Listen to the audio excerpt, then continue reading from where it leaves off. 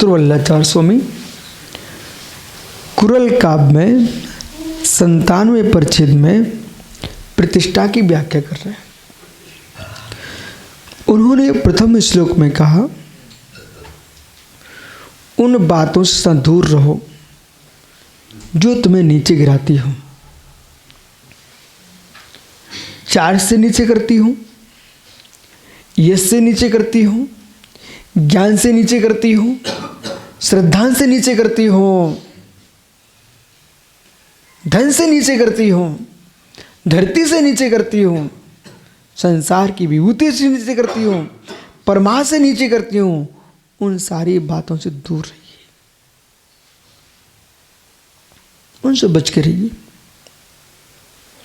जो अबुध निष्क्रिय सुख का विघात करें, ऐसी बातों से दूर रहना चाहिए। प्रिय मार्ग श्रेय मार्ग दोनों का नाशक जो है, उनसे दूर रहना चाहिए।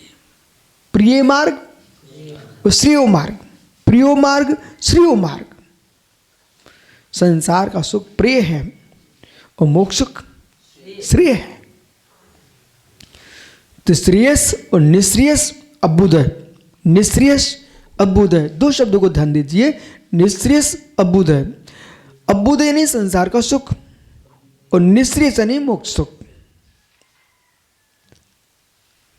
ठीक है। हम लोग जब गुरुजी के पास जाते थे ना, कभी पेंसिल और पैड छोड़ के नहीं जाते थे अपने कक्ष में, बिल्कुल साथ में लेके जाते थे। क्यों? कौन सा विषय बोलने, तुरंत लिखने का। जितने श्लोक गाथा हमने याद किए हैं, और छोटे में हमने इतने ग्रंथ तो पढ़ नहीं लिए, तो याद कहाँ से कर लिए? जो आचार्य श्री पढ़ते थे, बोलते ना प्रवचन, वो हमने एक एक शब्द लिख लिए, फिर ग्रंथों में छांट करके उनको याद कर लिया। ठीक है ना। तो काक चेष्टा बको ध्यानम स्वान निद्रा तीप्सा अल्पहारी गृह त्यागी विद्यार्थी पंच लक्षणम। ये विद्यार्थी के 5 लक्षण हैं। कौवे जैसी चेष्टा, बगुल जैसा ध्यान, स्वान जैसी निद्रा, अल्पहारी और गृह त्यागी। अब गृह त्यागी मतलब ममत्व घर का त्याग। 24 घंटे मोबाइल लगे हों, अम्मा क्या बोल रही है, बहन क्या बोल रही है, भतीजे क्या बोल रहे हैं, तुम इसमें लगे, तुम काय का गृह त्याग है? तुम्हारा राग तो वहीं टिका हुआ है। गृह त्याग मतलब तज्जन संकल्प विकल्पों से रहित होकर तब ज्ञानी बन पाओगे। और मस्तिष्क में बार बार, इसलिए तो अच्छे गुरुकुलों में संपर्क तोड़ दिया जाता है, जिससे कि आप अध्ययन कर सको। अब यहाँ डिबिया लिए घूम रहे हैं, घर वर्षों तक नहीं जाओ, उससे क्या योग? घर में तो 24 घंटे बैठे हो, कहाँ बनेंगे सौरभ ज्ञानी? घर की अम्मा बूढ़ी हो गई है, अच्छी नहीं लगे, बाहर की अम्मा बना लो। आइए, तो यहां प्रश्न समझिए आप। जिन बातों से हम निश्चय बुद्ध से सुख नष्ट होता हो, उनसे बचो। अब प्रतिष्ठा की रक्षा के लिए, प्राण रक्षा के हेतु भी क्यों ना आ जाएं, तब भी प्रतिष्ठा की रक्षा करना चाहिए। पुनः कह रहे हैं, कामिंत निजाम कीर्ति जीवनो परमोपमेपिये अपि प्रभाव वृद्धार्थम अयोग्यम कुर्वते न ते।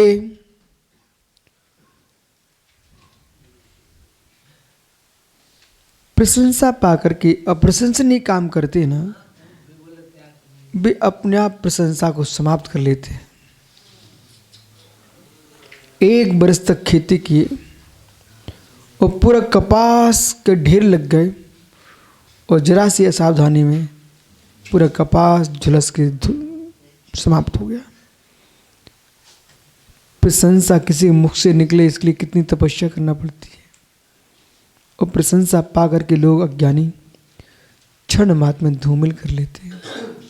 यही मुझे आश्चर्य लगता है कि लोगों की प्रज्ञा कितनी छोटी है। साम्य जी, ओ साम्य जी, सुन रहे हो?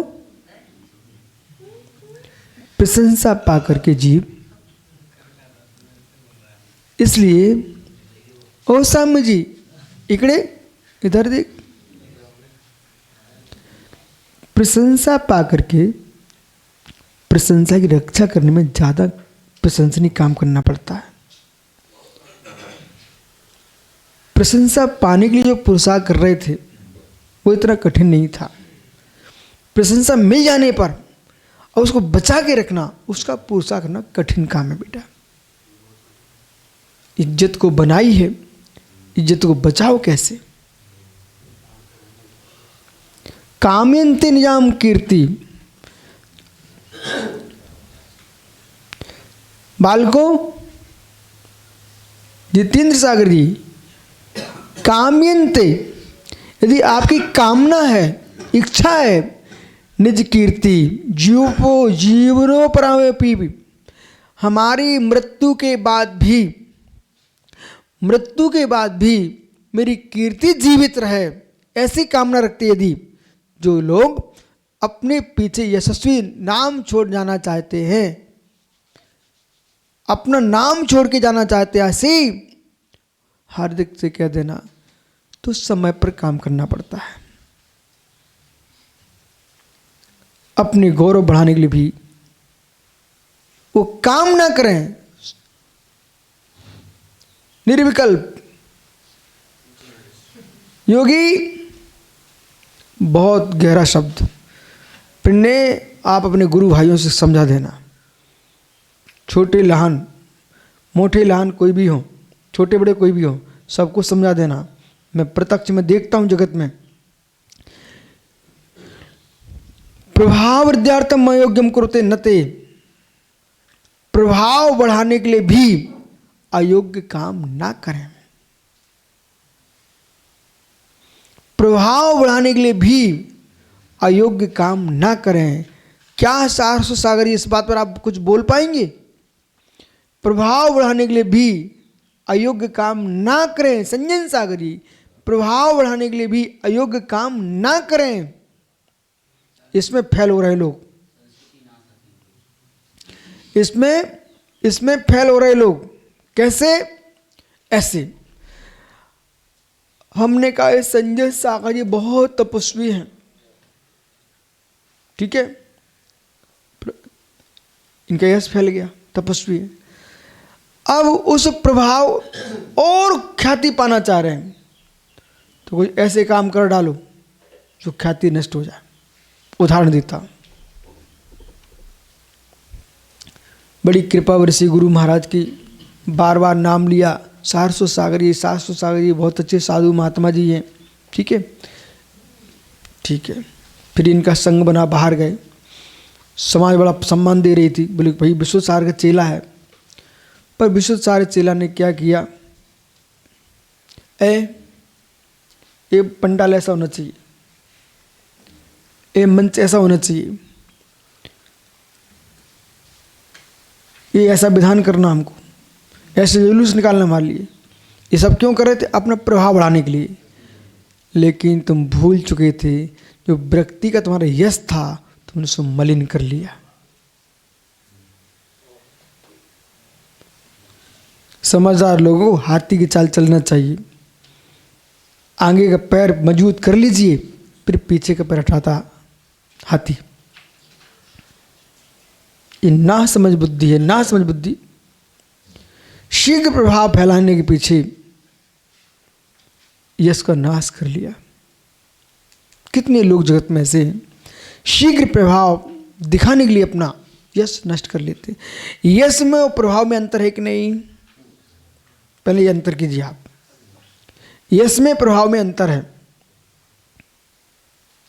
दबा के, धमका के, डरा करके आगे बढ़ना, यह प्रभाव। श्रद्धा से तुम्हारा नाम जो फैल रहा है, ये यश है। इसलिए प्रमोद बेटा, सूखी रोटी खा के सो जाना, पर प्रभाव के पीछे यश नाश मत करना। बालक विश्वास रख बेटा, रोटियां और महत्वपूर्ण नहीं है,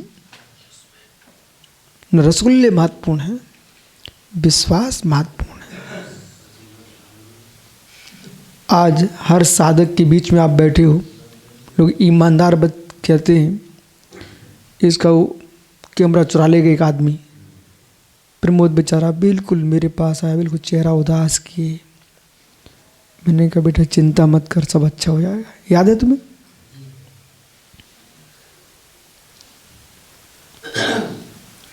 ईमानदार आदमी का चेहरा अलग हो जाता है, और बेईमान मालूम चोरी भी कर ले जाएगा और साथ में ढुलवाएगा भी।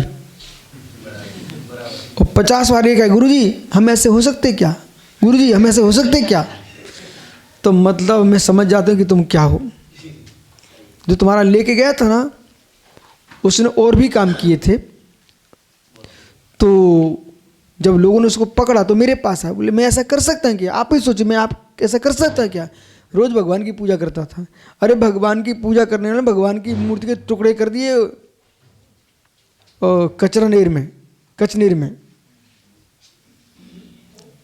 कचनेर में भगवान के टुकड़े कर दिए बेटा। कितना धन के प्रभाव के पीछे उसने अपने कुल का, वंश का, धर्म का, जैन समाज का नाश कर दिया, साथ में अपने गुरु का भी अपयश फैला दिया। लोग बार बार कह रहे हैं अमुक का शिष्य, अमुक का शिष्य, ठीक है ना। तो बेटा आप सबसे मेरा कहना है, आप जिस गुरुकुल में अध्ययन करने आए हो उस गुरुकुल का भी यश बचा रहे, आपके जनक जननी का यश बचा रहे, धर्म का यश बचा रहे। ऐसे काम करना कि प्रभाव के लिए हार्दिक यश नाश मत करना बेटा। तुम प्रभाव दिखाओ कि वो मार साहब बेचारा सीधा साधा तो कोई होता नहीं, फिर भी तुमसे सीधा ही है। उसको तुमने धमका करके एक दिन हार देने आया, ए मार साहब ऐसे खड़े हो, बेचारा सोचता, चेहरा देखता है, बोले मेरे सामने आया बच्चा देखो हमसे कैसे बोल रहा है, उसके प्राण निकल गए बेचारे के। इसलिए हर व्यक्ति की विनय करना सीखो। मुनि महाराज भी श्रावक की विनय करते हैं, और जो विनय करना नहीं जानते मुनिराज ना समझ हैं। मुनिराज को श्रावक की विनय करना चाहिए। बोले कैसे करना चाहिए? उसने नमोस्तु किया, आपने आशीर्वाद दिया प्रेम से, यही उसकी विनय है, न कि उसके पैर पड़ेगा, ठीक है, किसी को धक्का न लग जाए। अब फणी के मन में क्या चल रहा है, मुझे कुछ भी समझ नहीं आ रहा, आप तो चलो बिहार करो, अभी उसको ये समझ में आ रहा है, लेकिन सब नियत है, विकल्प मत करो, चलते हैं। तो कितना सुंदर श्लोक लिखा, वृद्धि प्रभाव जर्थम अयोग्यम कुरुते नते, जिसको अपनी प्रतिष्ठा की चाह है, अपनी यश को सुरक्षित रखना चाहता है, कीर्ति को सुरक्षित रखना चाहता है, ऐसा महापुण्यात्मा पुरुष जीव भव्य वर पुंडरीक, ऐसा कनमल लोचन राजीव लोचन मित्र, ऐसा पुण्यात्मा भव्य वर जीव जो दृष्टि को नीचे करके चलता है, दुनिया की दृष्टि में ऊपर होता है, ऐसा भव्य जीव अपने वृद्धि के लिए भी, गौरव के लिए भी अयोग्य काम नहीं करता, जिससे यश में कोई घुन का कीड़ा लग जाए, दाग नहीं लगाता। इसलिए जो जिस निगाहों में ऊपर हैं उन्हें हीन भावना नहीं लाना चाहिए, अपनी निगाहों को देखते रहना चाहिए। आज मुझे मालूम है धीरज कहाँ, धीरज एक जगह गए, उनसे पूछा तमिलनाडु में आप कहाँ से आए हो, तो कहता मैं विशुद्ध सामाजिक संघ से आया हूँ। तो एक बहुत कोई साधक थे, मीटिंग ले लिए थे, वो मीटिंग से उतरे नीचे और बैठ कर जमीन से उन्होंने नमोस्तु किया, तो मेरा नमोस्तु भेज देना। अब बेटा सोचो, आप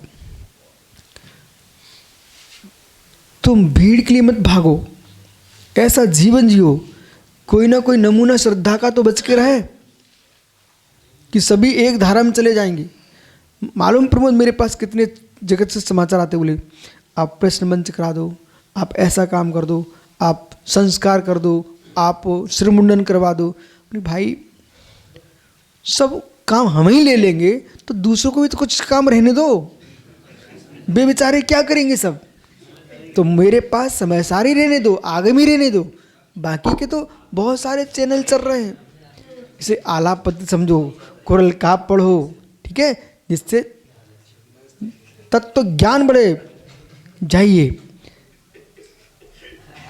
मत करो अयोग्य कार्य गौरव के लिए।